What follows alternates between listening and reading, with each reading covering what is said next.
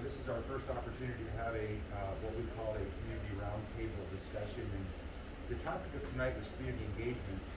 And, since I'm Jeff River, I'm the interim superintendent, for those of you that don't know me. Since I arrived here, certainly what I've heard on a pretty regular basis is, one of the things that the community would like to see is a better involvement of the community and a voice over what's happening in the school. And so one of the ways we thought about doing this was to create a community roundtable so folks can come and meet with us, have some conversations, have dialogue. And so this is our first opportunity to do this. So we do have some members of the Board of Education here. Folks want to, from the school, introduce themselves so that folks have an idea who they are. But if you're going to speak, we've asked you to identify yourself so that we have an idea who you are and what your relationship is to the school. So that and so we're going to take some notes, and we'll have it's really going to be an open discussion. That's kind of how we have planned it, and think that will be able to allow us to hear the concerns, hear your issues, hear your ideas, and be able to move forward with them as we begin to plan. I also think it's most important to provide this opportunity because obviously the board is going to be engaging in the superintendent's search here very soon. And I think the idea of listening and having a dialogue, I know in my conversations with the board, they're very, very wanting of making sure that the community has a voice in this process. So we're thinking, this may be a good opportunity for us to be able to begin that process. So in that case, I'll just open it up with the introductions. Jeff Ziegler, Superintendent. I'm teacher Carolina Spector, Special Education. Laura Preston, Elementary. Debbie Murray, High School Principal. Two board members. Kim King. Mary Beth. So this is an open roundtable. So we open it up to the group. Doing everybody start at once. We do encourage you to speak a little loudly so you can hear the louder vents. That is part of the COVID protocols, is to keep the air circulation going. So much like our classrooms, the louder vents, you do have to really project when you're speaking. Thank you. And I do not have an agenda or topics, so this is really an opportunity for you folks to share with us. Okay, Val Lawson. Couple different questions.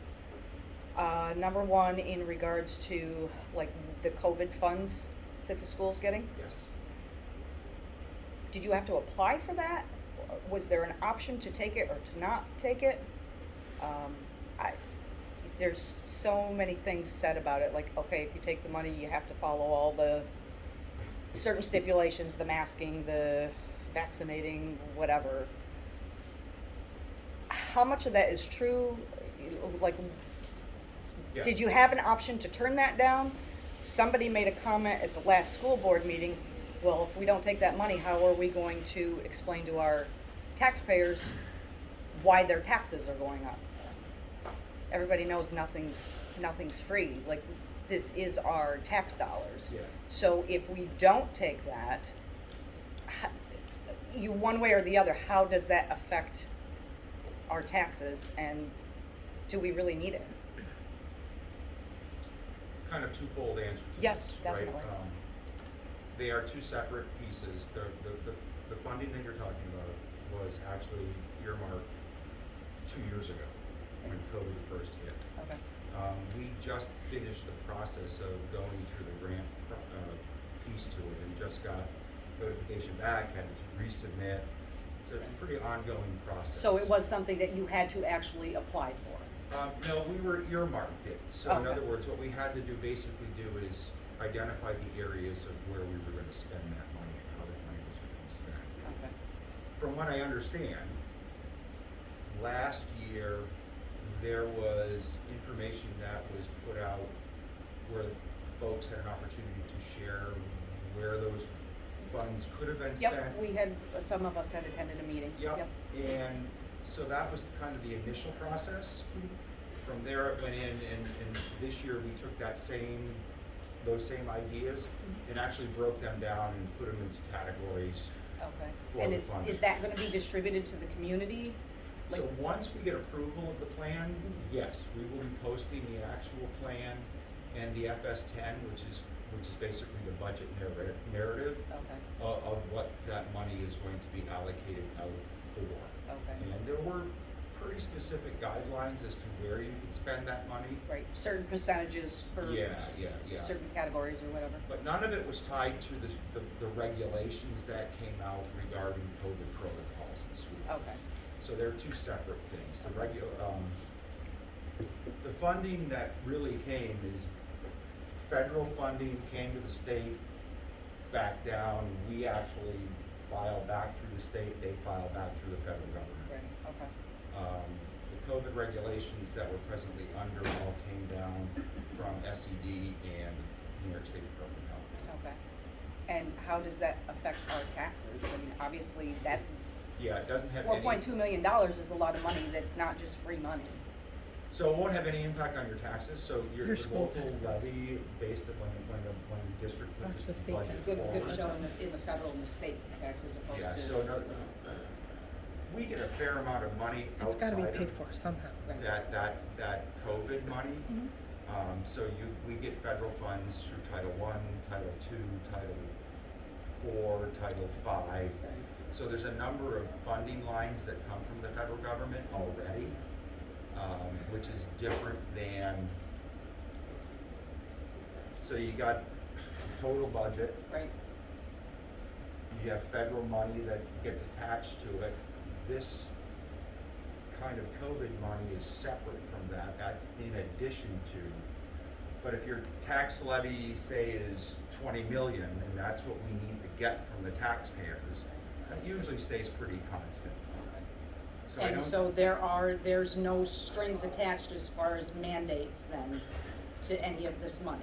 just, there are certain categories, so 20% of it had to be earmarked towards what we're doing to close the gap. Right, okay. And the rest of it were basically kind of, it's a 3-year budget Mhm. process Yep. within that grant. And we were looking, and so they really didn't want it to be something that you were looking at having to spend 10 years over. So in other words, it was like, what can we spend in 3 years to support the school district?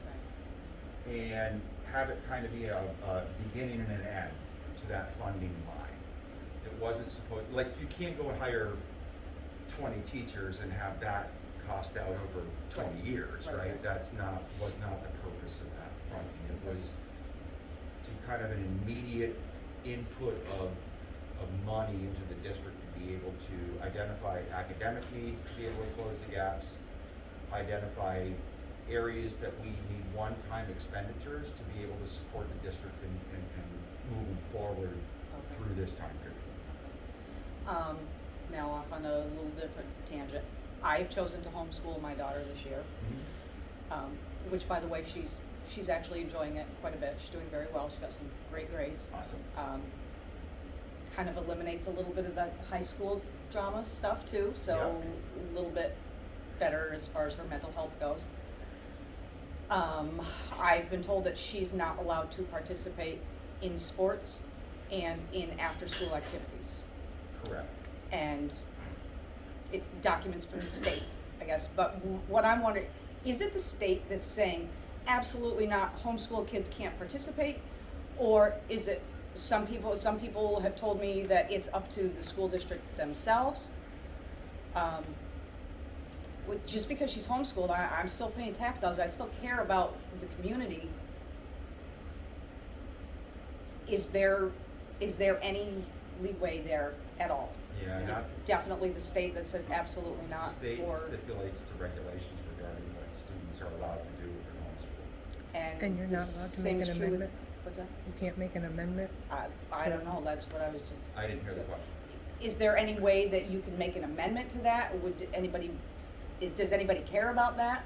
I'm sure I'm not the only one So that's, there's a pretty strong Got that problem. advocate for the homeschool folks have a really strong advocacy at the state level. Mhm. And they have attempted for years to get that changed. Right.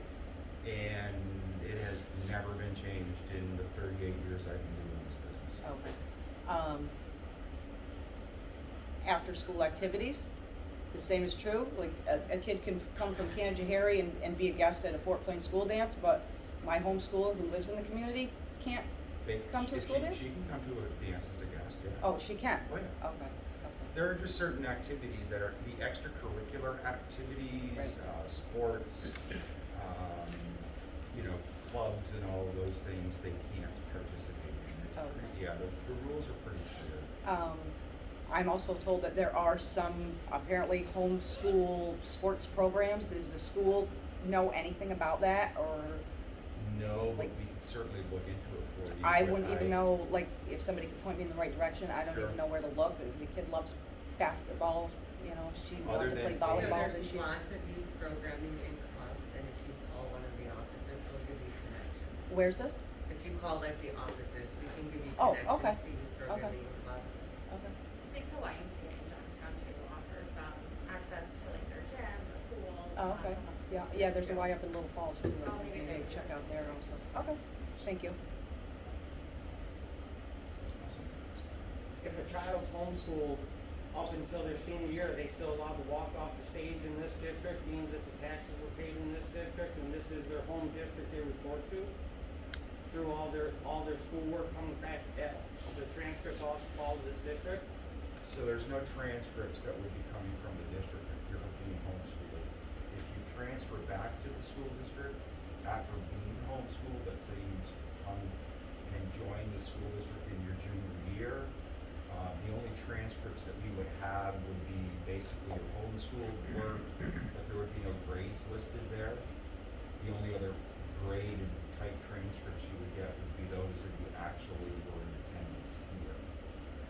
Homeschooled students, again, it's the same type of stipulation. They can't, if they're fully homeschooled, they can't participate in that activity. But they can take the Regents. Yes, they can take all the state exams, they can take everything that comes from that perspective, yes. And Are they depending allowed to on, come to this school and do the exam, for the Regents exams? I'm not sure what you've done in the past with that. You should be able to. Yes. But they can't walk off stage. Because they're not technically a graduate of the Fort Plain Central Schools. They're technically a graduate of whatever the homeschool program is that you were part of. And you as a- if it was one that you designed yourself. You as a homeschooler would make your own transcript at the end of their schooling. You do it all yourself. You report quarterly, just like the teachers have to do, and you do a final report at the year. For the first half of school, you have to take a test every other year. You have to take some kind of a test. It doesn't have to be the New York State test. There's plenty of other tests. There's Iowa State. There's a lot of different options. And once you make your own transcript, you can then submit that to colleges for them to go into college if they do opt to do that. There's a, like I say, the homeschool group, there's a very large advocacy group out there to be able to support you through that. There is.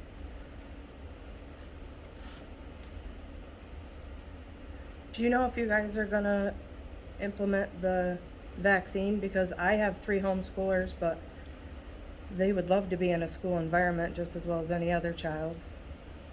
So, interestingly, we just had a meeting Wednesday about this.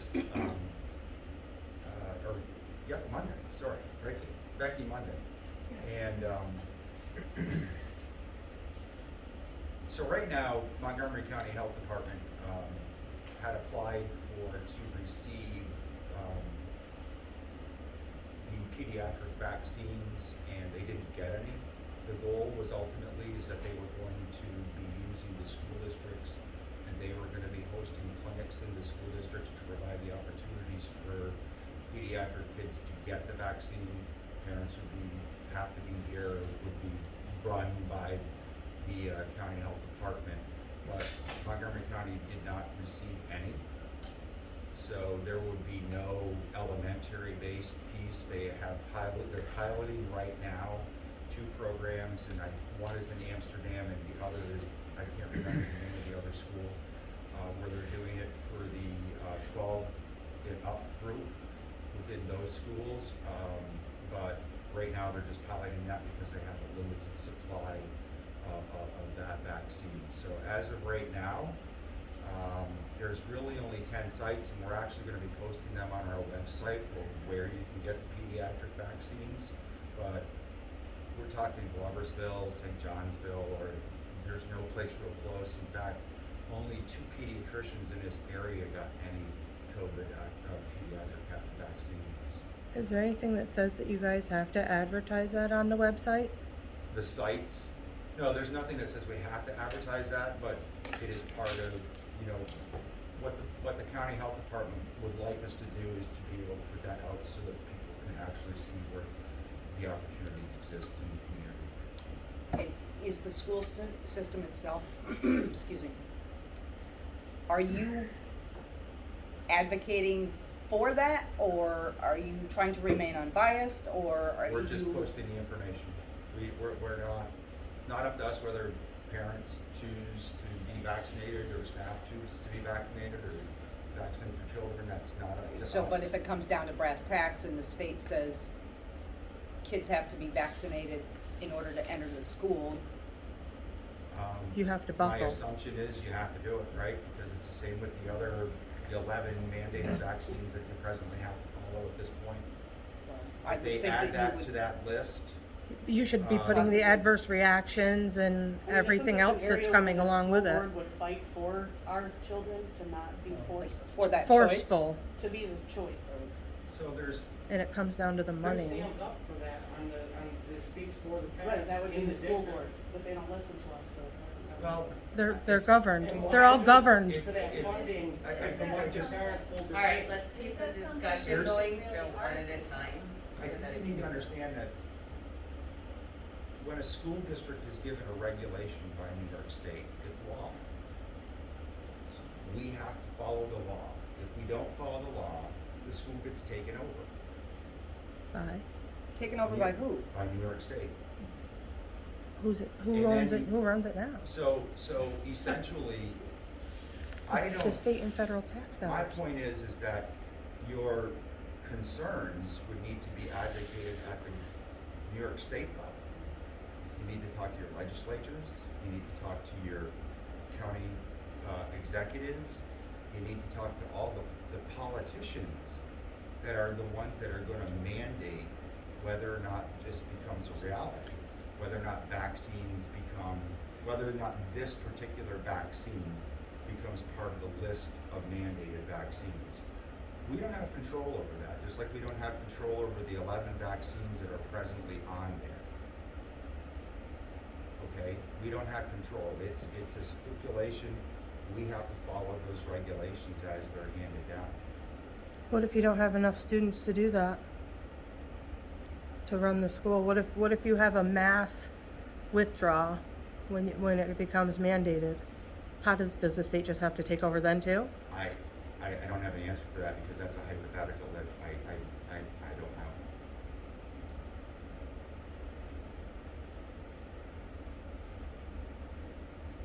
So there's not anybody from the district itself that if you had the majority of parents come out here in front of the school and say, we don't want our children vaccinated, we don't feel that it's the right thing for them, nobody in the school system would advocate for them, you just simply would throw your hands down and say, We would it's the certainly state. probably You're gonna say have to to the state, homeschool. look, we got a whole bunch of kids that are leaving, but the state's gonna say that regulations are the regulations. The school district is obligated by law to follow the regulations. So then the So I would that's why you imagine choose that to the budget, homeschool. the budget would cut in half, because if you have half of the population that pulls out, so have we thought about all of the money that we just allocated to all this stuff if these kids all pull out? Or half of them, I a can't quarter answer of them? hypothetical to that degree, and even as to what the timing of that would be, I think we're, But that, I I mean, that think would, we're- that would I be a think we're a reasonable ways off. hypothetical to keep in, to take into consideration I at would some think. point. absolutely, I do think that, You wouldn't- that you is wouldn't budget certainly for something that that.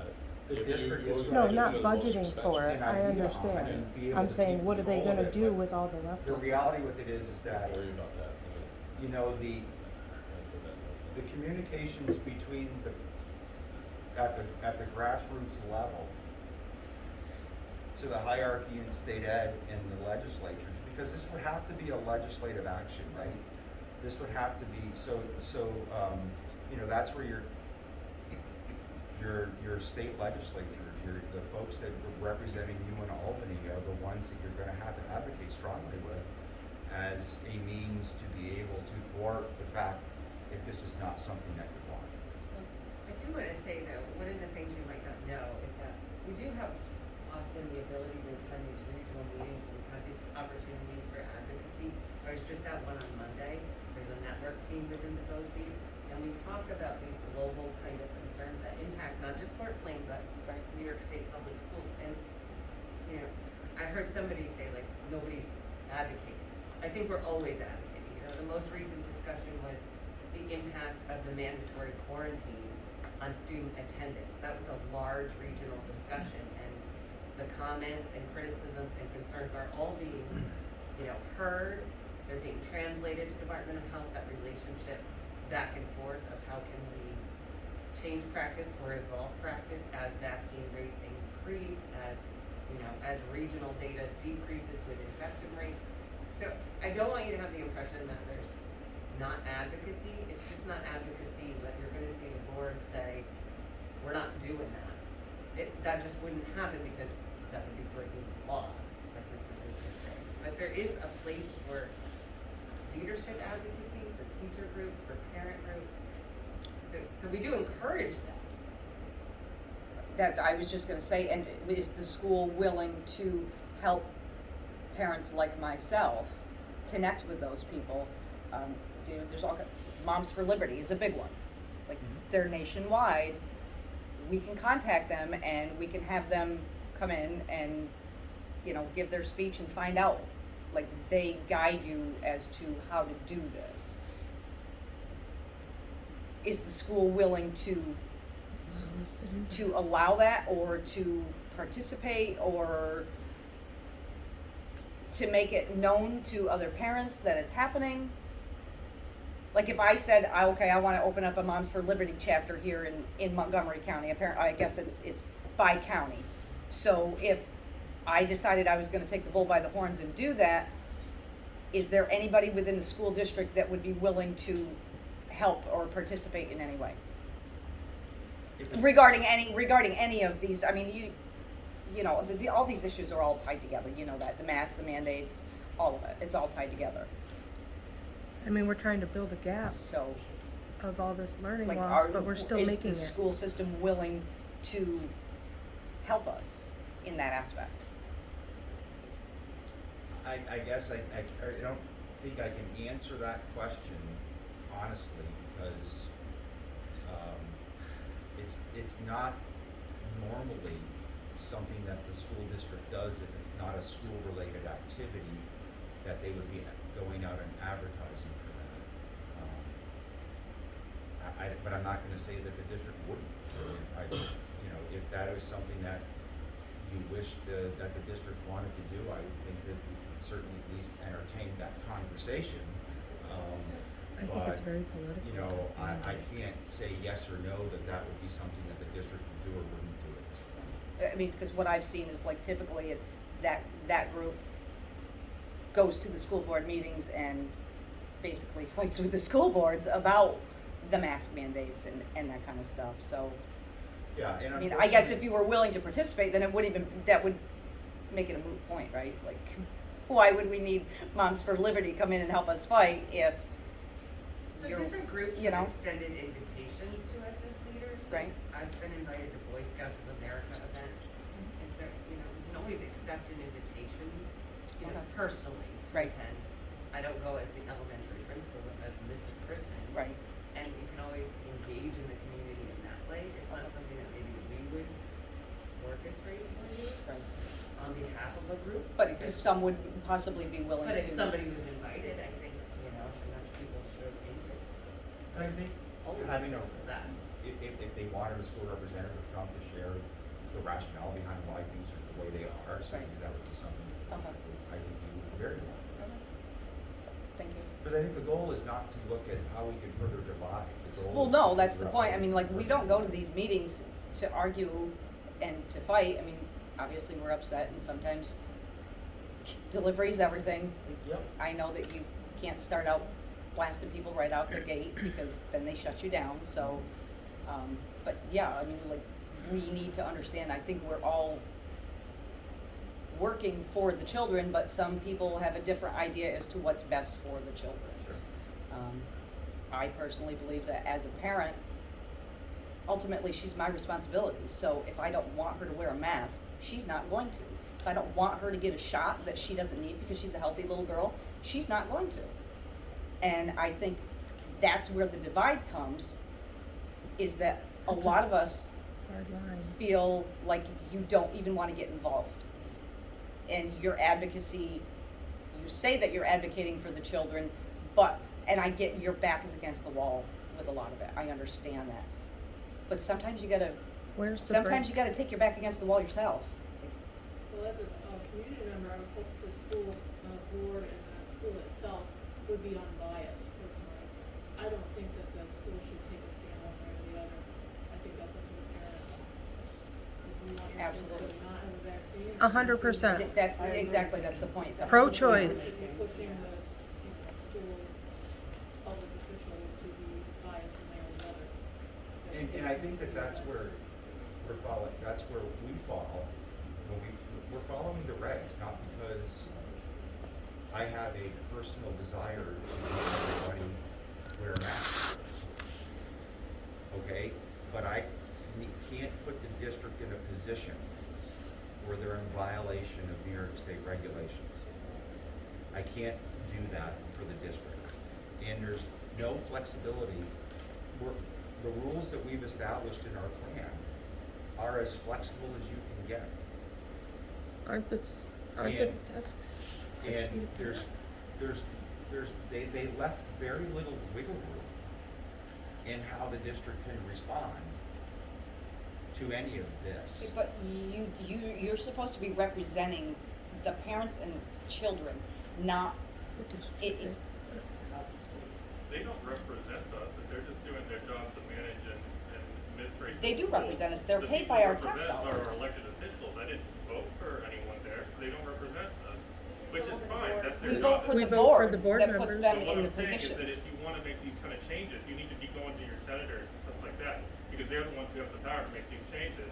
These people don't have that power, that's like saying, you know, you're mad at the police because they're saying, oh, you're, you know, maintaining this law against something, but it's not the police's fault or job to say what is a law or what's not, it's just their job to enforce it. These guys are the enforcement group. So along with that, the board members that we do elect, they're the ones that are supposed to be the liaisons between the community and the district and the Yeah, states and they things will like be, that. because- So they're the ones that should be pushing for what the parents are asking for.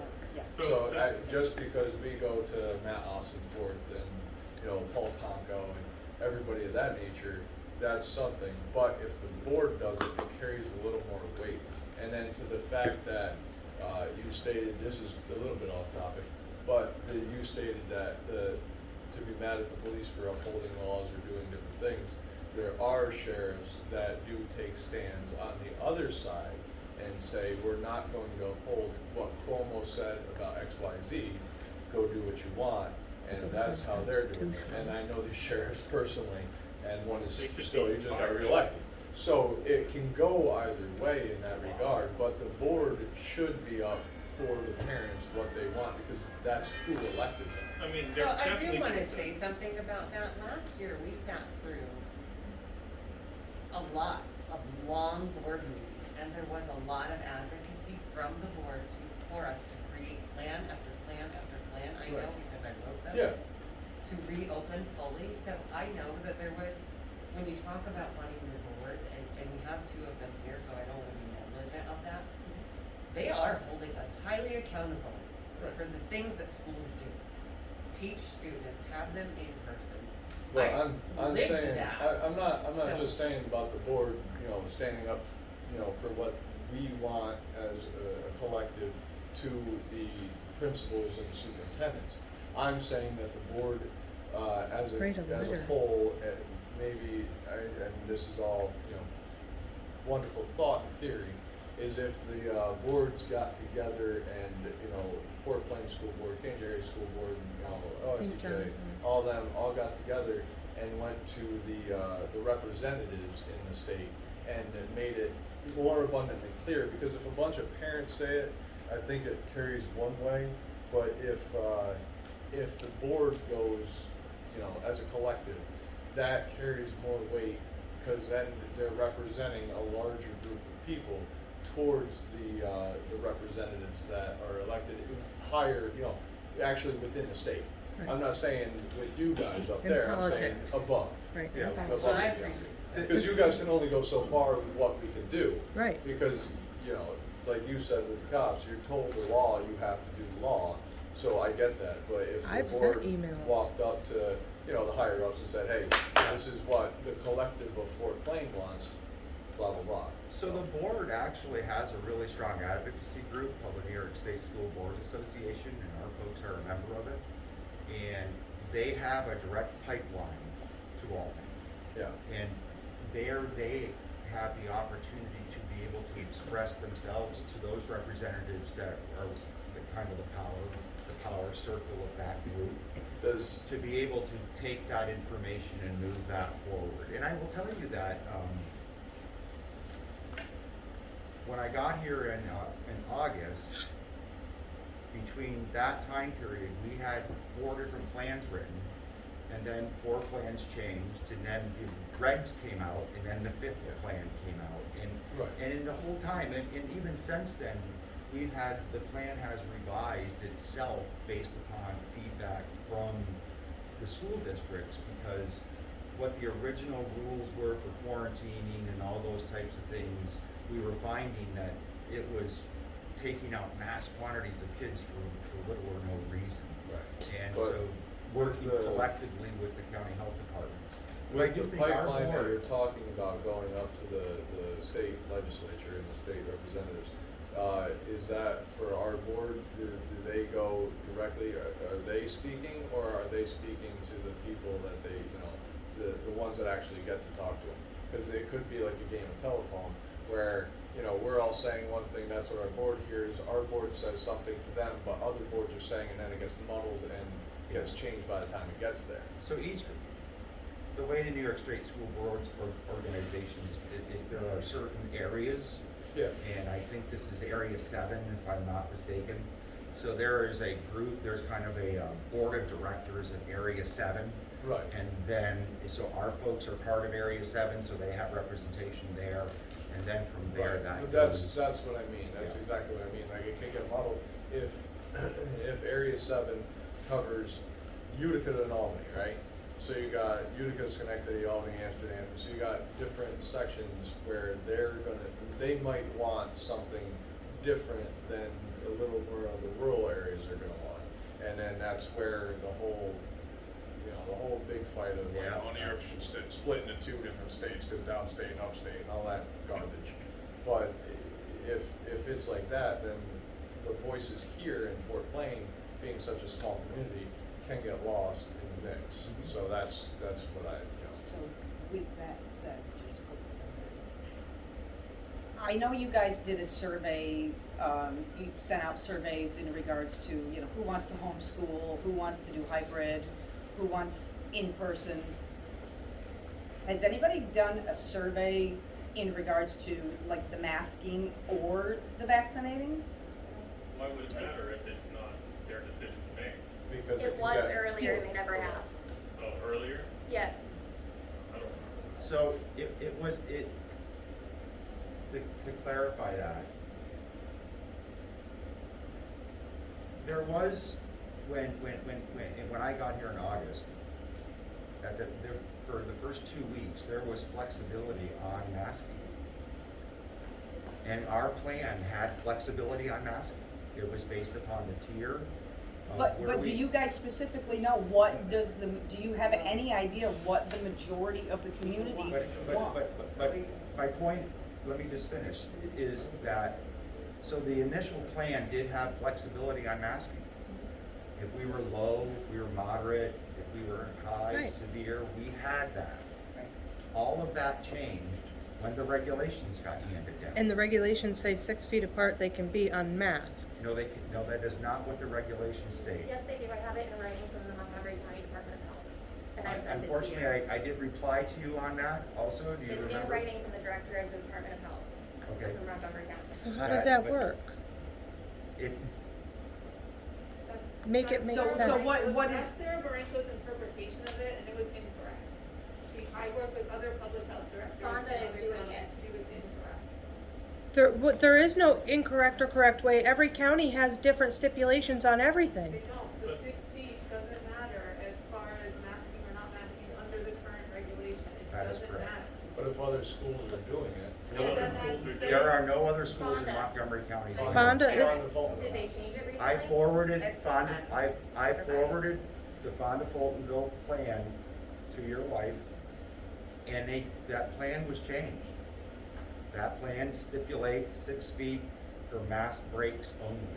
But so on the discussion about what the board can do to advocate for the parents and the children in Sure. the district, how would the board know to go and fight for these things if they don't know that that's what the majority of people want? But is it what the So- majority of people want? Do you personally know that? That's I what we're don't saying, they necessarily never know. asked. That's what We I'm don't asking. know. That's the They point. never We asked. don't know. Nobody No one sent We out don't a know. survey to me and asking me what my thoughts were, and I'm a Right. taxpayer in the community, so how can you tell me legitimately that that's, But how can you tell me legitimately that it's not?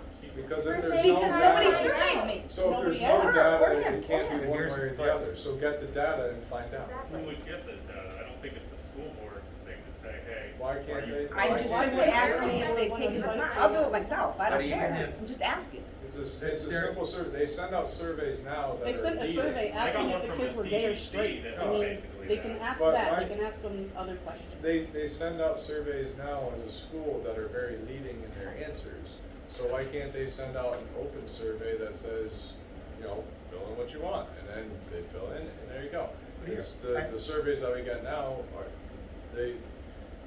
like about the internet-based stuff Even and if all we got that it's information ridiculous. and even if we did the survey, just being hypothetical, if we did that survey and 60% of the community came back and said they didn't want their kids wearing masks, that isn't going to change the operation. But it would change the idea that, people want what we have. It would change that and it would make the voices more visible. So you could see what people actually want rather than just assume that, oh, this is what the state wants, so this is what the people want. But But it doesn't matter if it would do anything or not, it would appease the people in the community, so I don't see where it would hurt anything. And you're saying the board is representing what we want, but you don't know what we want. Right. So But I how want are to they point our out that voice last if year they we never did asked? do a survey when the discussion was on things we controlled. It was hybrid, remote, in person. And we controlled those, so we surveyed, what do you want? And then we responded pretty timely. We were reopening. The mask is not a survey that we could respond to, so I think, whatever. But with the data that would be We want to be collected from responsive. that survey, that's when the board would be able to give it to the pipeline and pass it through and say, this is exactly what the community is looking for. So then that would help further the progress that way, rather than just go, well, we're hearing some here and some there, and I don't know the numbers. But it's a statewide mandate. And the It doesn't majority matter of if the it's state statewide wants mandate, it. this is the point of talking to the representatives. If you have the data, then you can give it But forward. Representative Montgomery, even the top one, wouldn't be able to change it because it's It- statewide. No, but they So can you're talk just as saying a give team. up. Right. I You're mean, just saying give up then, like, Just do well, whatever they say. if, Well, I mean, if if you have the it's data, or a if you don't have data, just 60% who New cares, York just, wants it, this is but what they it don't. is. But most people don't wanna just be controlled, or at least. This is way people I different know. than any other vaccine that's been put through a mandate for school requirements. She's Oh, waiting to completely. speak. Completely different. But we're not, but can I just, folks, the goal is to have a dialogue to be able to move forward with solutions. Even if we were to receive the information, it isn't gonna change the regulation.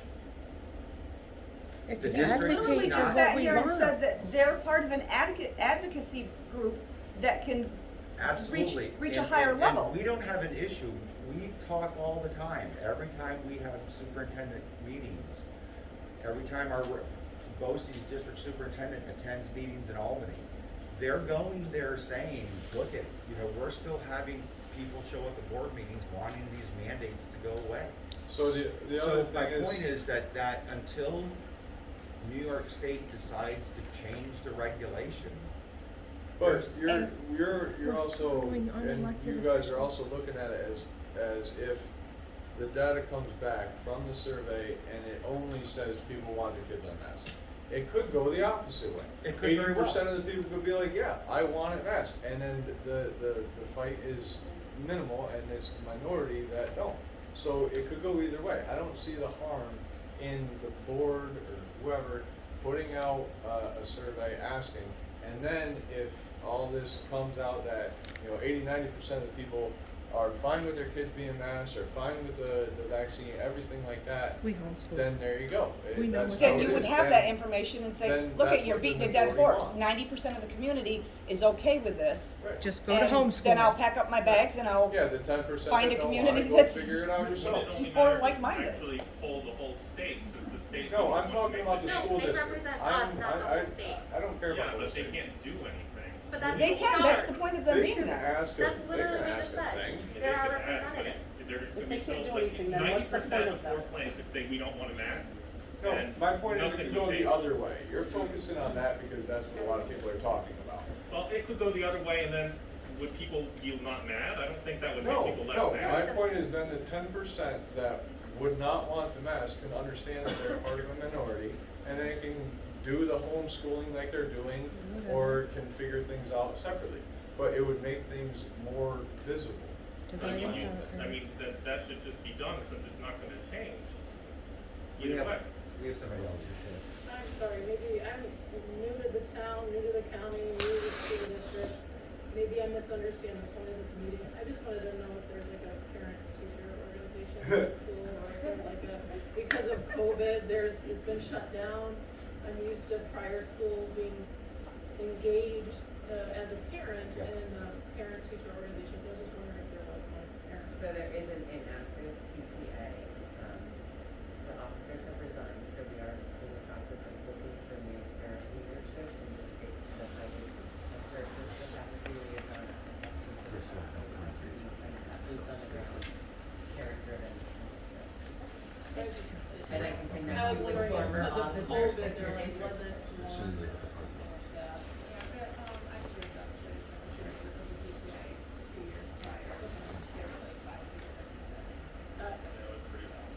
So that's kind of why I'm so fair. I was just curious, yeah. But yeah, that doesn't help, yeah. But we have connections with other school districts, so if there is a parent group interested in reviving, we're happy to help with do that process. Because in formal school districts that I'm a part of, that definitely is a big thing, right? Like PTOs, PTAs really drive parent engagement because it brings collective, groups together. And I just hadn't seen anything yet, but I've only been here like a couple months, so I just wasn't sure. There hasn't been one in a while.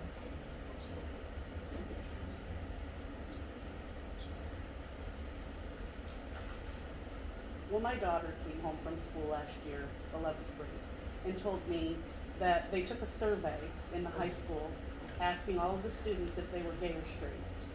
That pissed me off, pardon my French. But nobody has the right to ask my child or anybody else's child what their sexual orientation is, and I feel like it's being shoved down our kids' throat with the whole Pride Month and all the stickers and banners and all the stuff they came home with. I don't see the necessity in teaching this in the school setting. I don't see that it being proper to teach my child whether they should question their sexuality or question their, what sex they are, period. It doesn't belong in school. That's the biggest reason that I'm here, and it's why my daughter doesn't go to school anymore. As well as I have a kindergartner who came home from name change day, which I understand that the teacher doesn't necessarily portray it as, oh, you can be gay, straight, or indifferent. But the point of it is that you're putting those kinds of things into these young, undeveloped minds. There's no place for it in school. Do you have an idea of their sexuality by age 10? Like, that's statistically proven, so, I mean, that's whether or not they share with their parents, they do know that. And I think that it's a huge mental health benefit to be able to tell a non-binary child, a transgender child, a gay child, any kind of child, that it's okay to be who they are, instead of telling them that, you know, this group doesn't agree with your existence, so you can't talk about it here. That would be crushing. Right, and I was That told would be a there great was- conversation for a 10-year-old. I'm talking about kindergarten. My son was I'm not 5. talking about gender. 5. There's no name change today Yeah, for what's the my name child. change today? I haven't heard of that. I think They're that was able- just a fun activity where They're able to change their name to whatever they wanted that day. What's wrong with that? This is fun. What's wrong with that? Their parents gave them a name when they were born. Pokemon, or they wanted to be, Yeah. that has. No, it That's was, why I gave my child one name and she uses a They're nickname that suits misunderstood. hers. That's great for her, that she gets to be who she wants. what about Rainbow Day? Rainbows are neat. What's They're rainbow? pretty.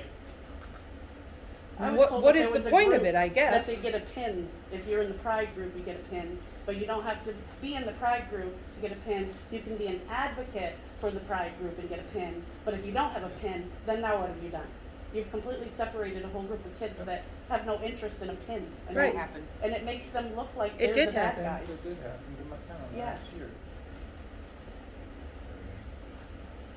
That's not promotion? I wasn't here a year ago, I can't respond to any And of the this. meetings are conducted in the cafeteria during lunchtime. So even if you're not attending the meeting, you obviously can hear everything they're talking about. You're in the So world. There's gay people in the world. People need to know. And that's fine, but don't push it down It our doesn't kids' need to be throats. shoved down our throats. Let the kids and the parents figure that out, not the schools.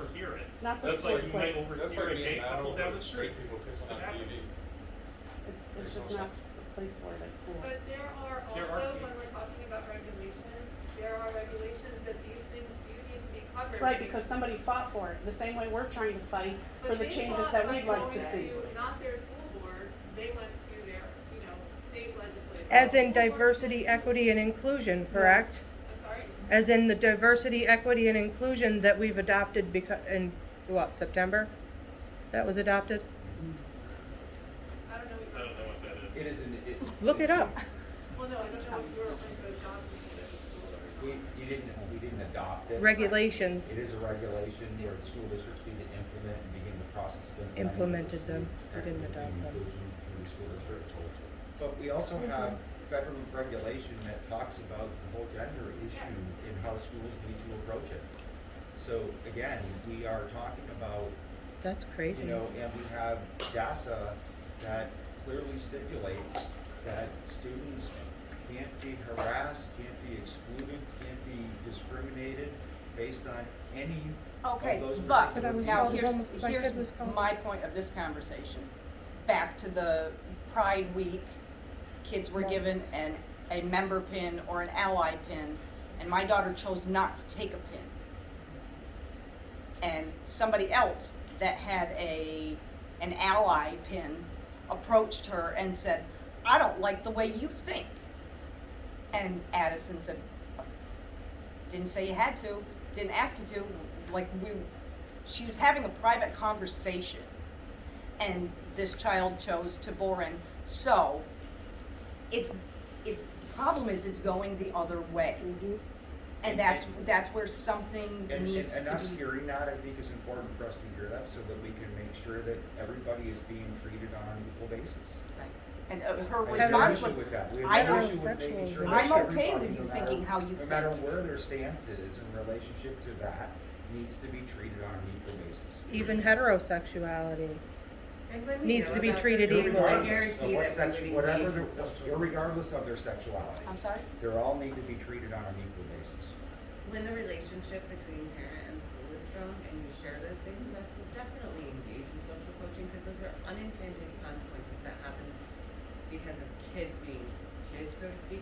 My next door neighbor is not vaccinated, and her entire girl posse says to her, "You're the problem, you're why we have to wear masks." Now, that's not the school's doing, but as adults, as administrators, they're working her through that, and her peers, and their social coaching. So there's things that are going to happen that are unintended consequences, but our job is to go forward with a fair, non-biased approach to that. If we know about those things, I guarantee that we will support all the kids in that situation. It's just sometimes unfair to assume that we know that that's happening. But it is our job to respond. I had a very well-known situation in the high school last year with a flag being erased off of a board by a teacher and called homophobic that my son drew while everybody else was drawing pride flags. He chose a heterosexual flag, and it was called homophobic. And What's a heterosexual flag? I was Super gonna ask the straight. same question. Super I don't straight know. is not just heterosexual, super straight is Means saying that you're not transgender okay people with don't being with a exist. So that transgender. actually is a different category than just saying. So What does again, it if look it falls like? under like a Orange and discriminatory black. thing, the regulation Orange and prevents us black. from engaging with Half Super orange, discrimination. half straight falls under that, because that is Super discriminatory. straight? So, mhm. Yeah. but so. There's 36 flags. Yep, What's the change? okay. Sounds like. It's apparently homophobic. Oh, I think we have a plan. yeah. I'm just curious. I mean, it would, my own personal opinion, it would be wonderful to have They don't know someone or that has a interest, and because this is a small community, Yeah. you know, somebody that would care about the community, care, and, you know, they walk these streets, you know, on their day off, and they get to know the kids and Right. get to know the people that are in the community where you're working. It's important. So that kind of feedback to the board is gonna be crucial, that that information comes from you to the board and what those traits are of your next superintendent. So the board is gonna begin the search process. They're gonna be utilizing Dr. Ziskin to be able to support them through that process. And he will be meeting with them, and they will come up with kind of a game plan. We will continue to populate that one part of the website that already has some information on it already. As they begin to move through what that process is gonna look like and feel like, what the involvement, how they're gonna be reaching out to the community to be able to gather that information as they begin to move forward. So I will have really virtually nothing to do with the hiring of the next superintendent. That's why they go with a search consultant and they go in through that avenue. So I know at the board meeting tomorrow night, they're gonna actually be appointing and doing a resolution to move forward with bringing Dr. Ziskin in. He will then be having a series of meetings with the board, having a series of meetings and sorting that all out as they begin to move forward. The goal ultimately, and the end result, is that they'll have a new superintendent on board come July 1st. And, but you wanna, As far as advocating, you know, we're very frustrated, we do hear you.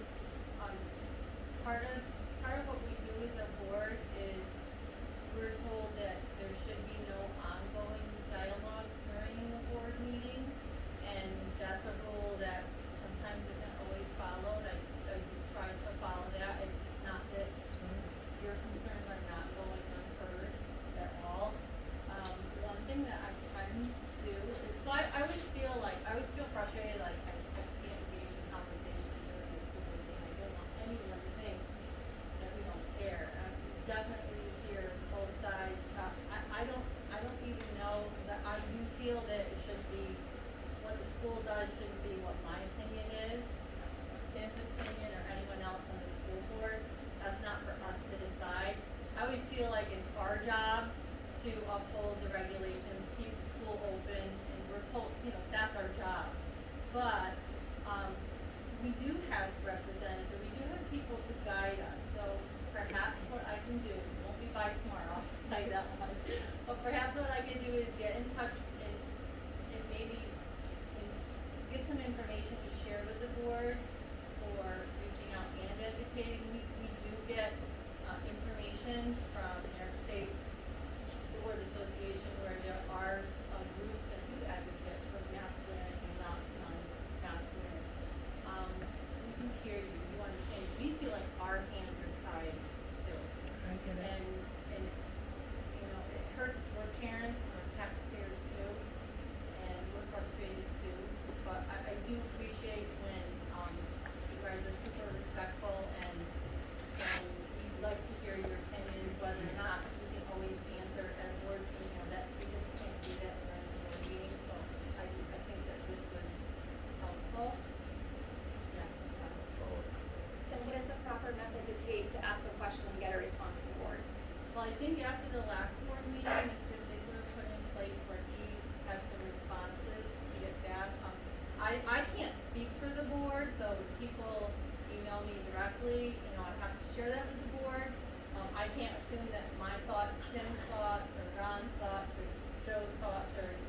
anybody else on the board, Todd. So, you know, my job is not to put a statement out for the school district unless it pertains to certain information, like we're going on a search for superintendent, or welcome back to school. It's very limited. That's what we hire a superintendent to do, so that it doesn't become a back and forth. Those are Robert's rules, and we don't need the dialogue. So if somebody asks a question at the school board meeting, you know, during public comment, they throw up a question, and if they said, anybody there said, we'll get back to you on that, right? And then would it be possible for somebody from the school board or any part to actually get back to people after the school board, before the next school board, where the same question gets asked because That's where nothing we got? discussed from last time, that's why people were given responses to questions, because as a board, we felt that there has to be some sort of follow-up. Well, I So know after she's the last emailed. meeting, I'm there was pretty sure you tons never of replied to my last email, where I gave you the proof that I wasn't lying. No, I don't respond. Right, personally. we're not I can't individually, speak. we're not. This is what we're saying, you have Right. to talk to the board and get a response. Right, so if you don't respond and you don't respond, The who superintendent. will respond? We just, it was regarding them, we have hired to come to school. I did respond. What? I did No, and then I respond. gave him the proof that I wasn't lying. And then I heard from. I responded to the fact that the plan that you gave You can move me- on, I know I'm not gonna get an answer. The plan that you identified the plan. No, the fact that you ignored 6 emails in a row and no one answered, and then you said that you did, and I gave them proof that you did not. Mr. Ziegler does copy us on that. That's what I asked. I asked for his response that I apparently did not receive. 'Cause if he sent it, that's awesome, I would like to see it. But no response was ever sent to me. Is there anything else? Back to the gender problem, or situation, not a problem. As a parent, are we allowed to decide whether or not our child has to participate in the school's decision to discuss sex? Can, if a, I don't know if I'm out of line by saying this, but if a certain religious belief can remove their child from standing at a Christmas play, You could always, or you can could always do do that. Ben. anything with the flag, No, Ben. as a parent, can I remove my child from the sex talk? Yeah, you could always do that. We had people in school when we went to school. Your that children are they- approaching the They age stepped this out year of, where we're some Fifth Bible grade, class. there's a problem in 5th grade right now that my daughter is so disgusted she can't repeat the words to me that are being said to her, and I told her to walk out of class and I would be here. Not teachers, other students. There's other things that are happening in 5th grade already that I I am don't know about beyond. that, but I do know in 5th grade that this is the year we'll go over puberty. And you will get a letter and you will have the right to say like, not, I don't want you to So do there will that be a to me. letter sent home so I can keep her home that day. Or, you don't even need to keep her home, we'll provide something alternative Okay. for that instruction time and then she goes about her day. So you'll always have the opportunity to have that parent voice. If there's a social thing going on, this is the first I'm hearing of it, but you can tell me it won't Yes, address and it. I wanted to get a hold of you about this, but, you know, the day goes on and, you know, maybe we will But speak here later. instructionally, you're always gonna hear from us that these things are being addressed. There's always a place for your parent, right? I don't believe that in It's high my school. job to teach that. Exactly, I don't think it's I the don't school, believe the that in district, high the school. state, Yeah, you I don't can to know do about- decide Yeah, how but we I'm saying, you explain know, to our children, cause that's our in-home belief. And that Things shouldn't don't be, get handled you know, I don't know as they about this should. other stuff that they're dealing with in high school, I made it that for all my kids. But I think the solid roots need to be taught at home first. And then they come to school with their beliefs. We don't tell them to share their beliefs, they're their own beliefs, and live your own life. And we respect that, like parent voice is everything. You know, it's the same thing with puberty, like maybe you wanna have those conversations. But some students don't have that, which is why the state created these mandates so that all children can have the social, emotional, and physical support they need. But if you as a parent wanna trump that and say you're going to do it, you're gonna have that right, as those things do. Okay, cause I just wanna make sure that it's not looked at as a school in a whole, that I hear this comment more times than none. There's so many kids that don't come from a good home. But there's kids that do. And we shouldn't be as a whole We don't even go accepting with it good that or way. bad, we just say there's differences. Differences. Like, we don't even say good or bad. No. Some people are comfortable and some would rather a professional address them. I just wanna know that we have the right to remove our children from that. So it is 6 o'clock, I'm sorry, go ahead. Question, completely different topic, I promise. The two, parent-teacher conferences I had this week, or 2 weeks ago, whatever, they both said that they were still teaching last year's curriculum, trying to catch the kids up, and then you mentioned, I think it was 20% of the money has to be used for learning loss. Don't quote me on that number, but I was wondering, like, specifics, like, what is the money actually being spent on to bridge that gap? Summer courses or? So we actually funded our summer math and literacy camp internally, we didn't use that money for that, but it was still a priority. Right now, we've added some additional, like we've had hired an additional teacher, second grade is a particular population that has had total interrupted learning. Their kindergarten year was, they sent home last year, they had majority of hybrid. So for that cohort, we reduced class sizes, increased support, those kinds of things. So we did teacher level supports, we've added technology resources. We have a lot of things through the special education department now that, are creating more access. Therapies have increased, reading teachers, those kinds of. So that's where the money gets spent. It's more staff related to get more hands-on. I'm sorry, I couldn't hear you. Sorry, it's mostly staff spent to get more hands-on because kind of. There's been a lot of funding too for resources, increase in like level reading textbooks, reading intervention programs, online programs, not just the human resources, but tangible resources that we'll be able to use long after COVID. And there's a lot of things we're doing that cost us nothing, but are just what we need to do. So the last conference day, the entire elementary school spent the morning looking at different ways to spiral in concepts, because when you're a teacher, you're used to teaching second grade, but now this year you've got to do a little bit of first grade Yeah, because they there's both said the same thing, so I was just curious, you're saying the money's being spent there and they're struggling in that aspect, so I was just wondering how to bring it together. So we're learning how to integrate prior years into this year's curriculum, and that's not a cost thing, that's a practice thing that we're all evolving. And then there's also the other resources that we've added.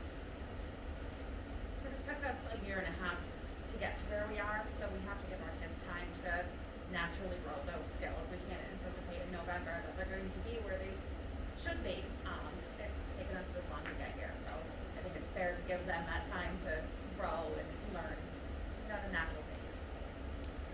And as a parent, like regionally, the conversation is how do we work our educators out of the mindset that students are behind? Because that conditions us to believe that they didn't get something and really they had a new reality. So the conversation hasn't completely caught up yet in education that they're not behind, they have a new reality. So the standards and the expectations have to evolve, and all that, is transformational change. It's gonna come together. But what we're doing, I think that I'm celebrating and very proud of, is that our teachers are going in and saying, where are you at? And I'm going to teach you from that place and advance you. So instead of, yes, there's gaps as they would have been looked at historically, but those aren't the new expectations, and that all just has to catch up. And at the junior senior high school, it's a little bit different, because our kids had actually been in attendance more than any other school district in the areas. We're finding that the kids have, their learning is where teachers really want it to be for the most part. We just had our report cards, and 6 students in 7th grade are failing one or more courses. There's only 4 kids in 12th grade failing one or more courses. So I think that our teachers are doing an amazing job. I think that if we compare ourselves to where other kids are in other districts, because our district allowed us to be every other day, and on the days that they were out, they still had contact with those kids. It made learning much more effective.